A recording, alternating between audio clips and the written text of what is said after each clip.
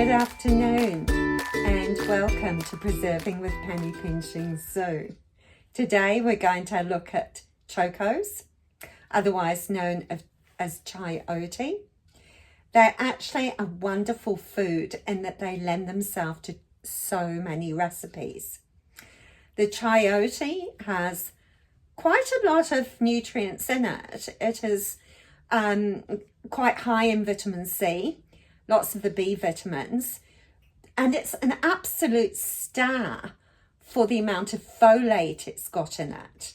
For one choco contains about 47% of the recommended daily allowance, or RDA, of folate. Folate is a natural kind of folic acid. Folic acid is a synthetic form of folate.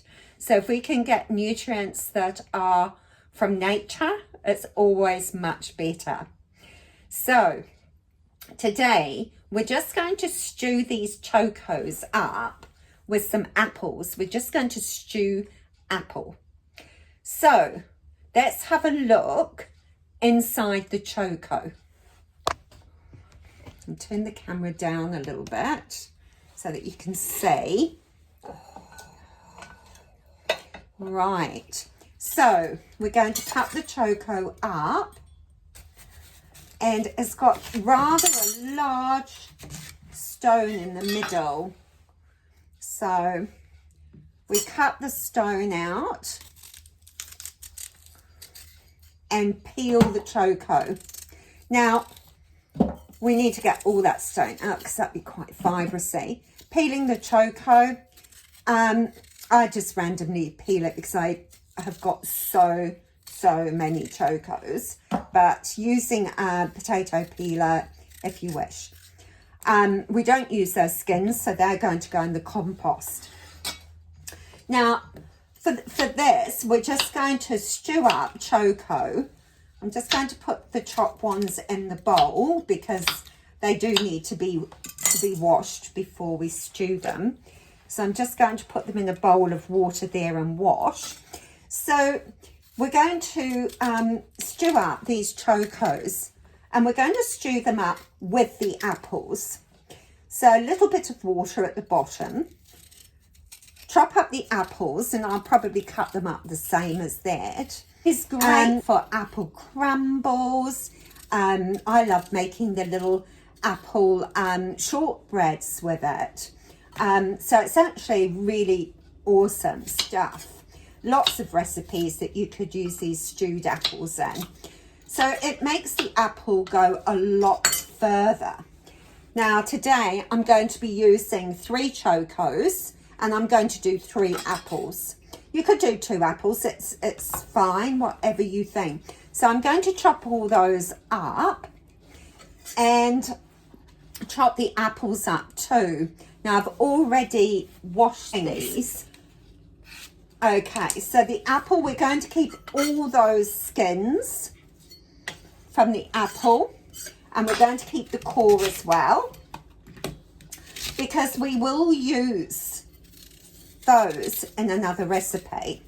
So we'll keep them all. Don't need the stem, but we'll keep all the cores and the peels because they will go in my bag of apple cores and peels in the freezer. So that's for a different recipe. So we're going to chop these up just like we do with the chokos. I know these apples don't go, they stay fairly chunky, but some apples will reduce down and go soft. It doesn't matter what kind of apples you use. These are a sweet apple. Now, with the skin of the apples, these are spray-free apples.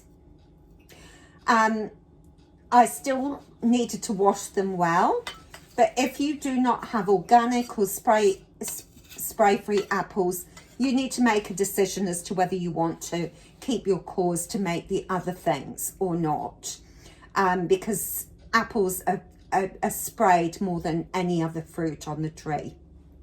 Okay, I will make a video that goes through those fruits and vegetables to be more aware of. Okay, so I'm going to get on, chop that fruit, and then just put it in the pot on the hob to stew. Now the apples and the Choko have stewed down. The apples are really soft, but the apples, this kind of apple doesn't stew until it's really pasty. Now the Choko, you can test it by putting a knife through, and if the knife goes through easily, then they're cooked.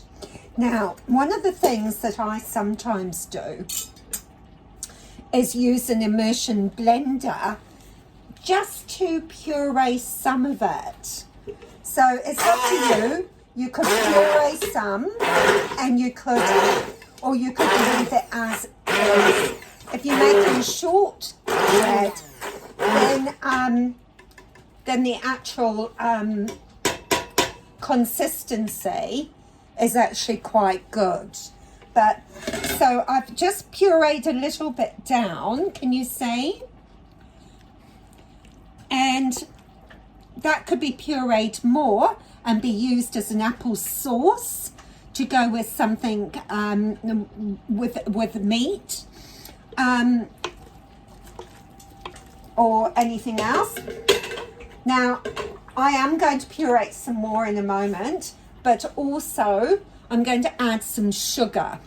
Now I'm going to just add, this is a cup of sugar, I'm going to add half a cup of sugar, and then I will taste it before I decide whether it wants some more, because some apples are really sweet and don't need a lot more, and of course the Choko isn't sweet. So I'll just have a little taste. Actually, I think that's enough. And I'm going to add some cinnamon because I really like cinnamon. I'm not going to use this as apple sauce, as a savoury. So I'm going to put some cinnamon in and stir that around like that. And let's just give it another blitz, shall we? These immersion blenders are amazing, aren't they? So you can just get whatever consistency you want. Now, our Choko and apple that has been stewed up is now cold and ready to go into the bags to be frozen. Now, if you prefer to use glass jars, that's absolutely fine. The only thing with glass jars is straight-sided jars are much better than ones with a very small base. If you don't leave enough headspace, then as it freezes, it is possibly going to crack your jar. I tend to freeze in the plastic bags, even though I do like glass. So that's it for the apple sauce today. So enjoy your Choko apple sauce if you've made it.